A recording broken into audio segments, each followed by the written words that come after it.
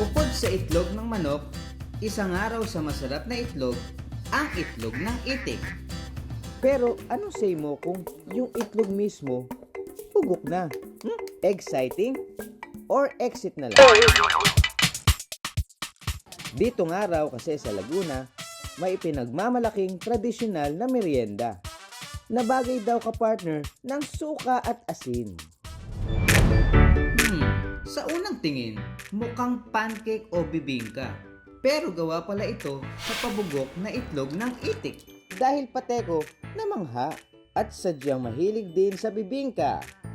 Samahan niyo ako mga ka-wonder sa Laguna at hanapin natin ang merienda na yan. Yes mga ka-wonder, nandito po tayo ngayon sa Laguna kung saan maraming itik at itlog ng itik. Ngayon po ay kasama po natin si Tatay Nardo. Tatay Nardo, say hi! Hi! Tatay Nardo, so eto, after nyo pong mag-harvest, ano po yung gagawin nyo? Next step, ano po yung gagawin? Ang aming ginagawa rito, pag gagaling sa harvest, dadali namin ipapasok namin sa incubator.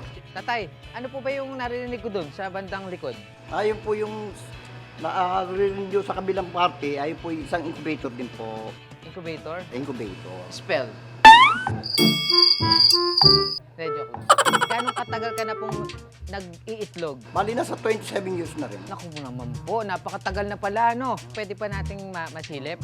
Oo ba? Kailangan daw ilagay ang mga ito sa incubator para manatiling warm o mainit-init na temperature ng mga itlog. Pwede po ba kayong tulungan? Ayaw naman.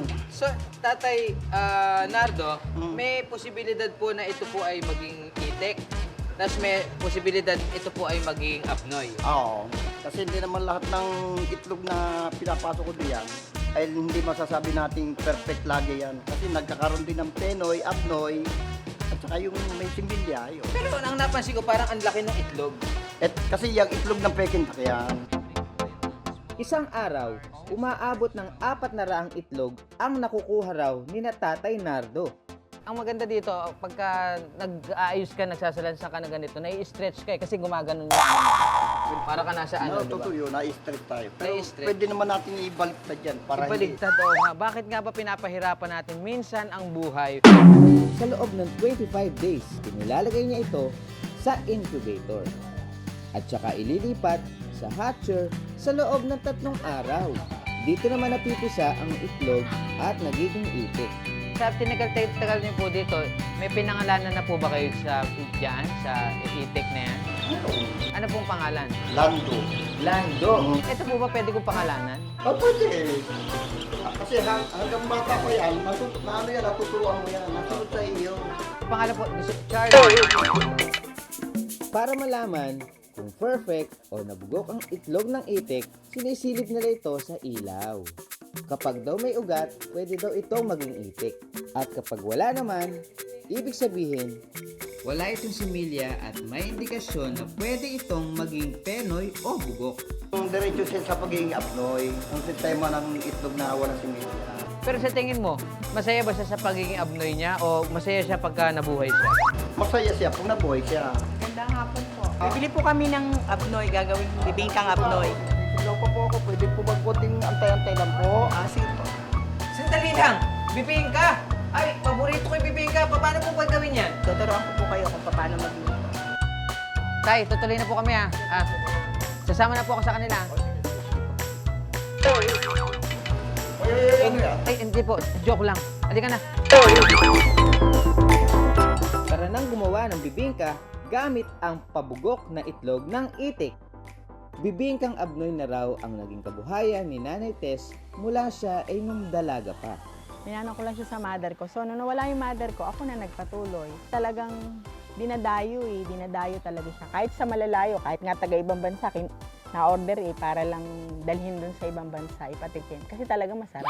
Pwede po ba nating umpisa na? Babasagin lang po natin ito.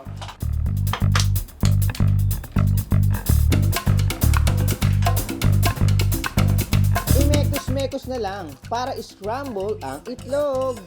And po, ito kailangan, Sige po. ganito, lalaibin muna natin yung tao. Ano po tawag? Lalaibin. Oo. Lalaibin. Kasi para hindi siya mapunin. Tapos, Sige po. hawakan ko yung tapos. Bubos ko na ulit. Pagkatapos isalang, mag-iintay lang ng 15 minuto. Pero kailangan itong haluin para pantay-pantay na maluto ang loob ng abnoy. Ganito lang talaga amoy na abnoy. Parang tokwa. Similar na lasa niya sa Ay, sorry. tokwa. Tatambalan mo siya ng masarap na suka na anghang. Sukang maanghang. Dalalagyan mo ng sili tsaka bawang, no? Maanghang na nga eh. Wala nang sili. Kasama na yung sili. Oo nga. Bawang na lang. Sorry na. Yun, no? Galingan mo, Empoy, para makapagbenta na si Nanay Tess. Oh, eto na, Mami Sue. Malapit na itong maluto. Pwede lagyan siya ng mushroom. Kunyari, kaya. Mga wansoy, ganun. Depende, kaya lang. May iba yung lasa. Ito kasi talaga original. Original. Lang. Itlog lang talaga. Original flavor. Wala siyang kamatis, wala sibuyas, walang gano'n. Mm. Para makompleto ang bibingkang abnoy, lulutuin na natin ng sabay sa ilalim ang ibabaw. Lagyan na natin ito ng nagbabagang apoy. Tingnan natin, luto na po ba? Yan natin. 1, 2, legit! Wow! Charan! Luto na ang bibingkang abnoy. Alright! Sarap! Ay, masarap. Parang balot na tokwa. Ready ka na ba magbenta? Total, marunong ka na magluto, nakakain ka na, natikman mo na. Ready? Ready na. Benta na natin yan, Ites. Game. Ayan mga ka-wonder, napapansin nyo, nagpalit ako ng damit para mas makaakit tayo ng maraming mga customer. Okay? Ito na, may first customer na kami dito.